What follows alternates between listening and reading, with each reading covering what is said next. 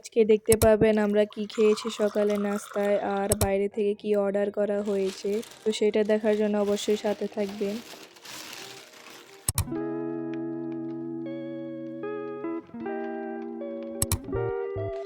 আসসালামু আলাইকুম, কেমন আছেন সবাই?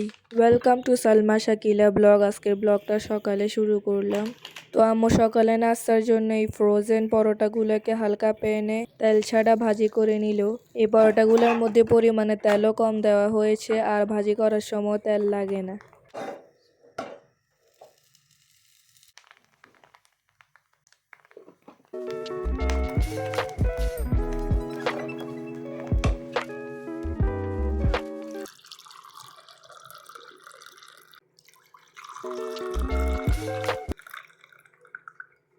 গরু গোস্ত দিয়ে পরোটা খেলাম, সাথে ডিম আর চাও ছিল। পরোটার সাথে চা না হলে হয় না কি আবার। আপনারা নেক্সট ভিডিওতে আম্মু রান্না বান্নার ভিডিও পাবেন, কিভাবে আম্মু মুগের ডাল দিয়ে কলমি শাক রান্না করেছে।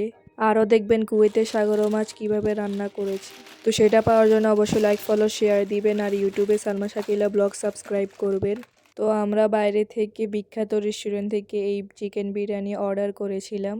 বিরিয়ানিটা দেখতে যেমন সুন্দর তার থেকে দ্বিগুণ মজা। তো এখানে একটা পুরো বক্স দে, যেটার ভিতরে থাকে চাল, সাথে চিকেন আর ক্যারট পিকেল, সাথে শুকনা মরিচের গুঁড়ো আর কাঁচা মরিচকে একটু পিকেলের মতো করে দে, সাথে আলুর সাথে ঝোল দে আর সালাদ তো থাকবেই। কুয়েতে যত স্পাইসি ফুড আছে সবগুলোর সাথে এই পাতাগুলা দে, যেটা খালি খেতে তিতা হলেও খাওয়ার সাথে অনেক মজা লাগে। আর এই পাতাগুলো শরীরের জন্য অনেক ভালো। তো আর কি, আমরা খাওয়া দাওয়া শুরু করলাম। এই বিরিয়ানিগুলো চিকন চাল দিয়ে করা হয়েছিল, দেখতেই পারছেন কতটা সুন্দর লাগছে।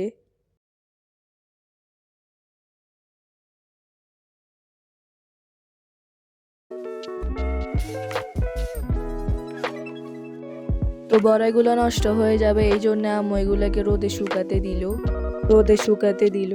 কুয়েতে এখন সামার চলতেছে, এই জন্য প্রচণ্ড গরম বাইরে। এত গরমের মধ্যে বড়াইগুলো দেওয়ার সাথে সাথেই শুকিয়ে যাবে।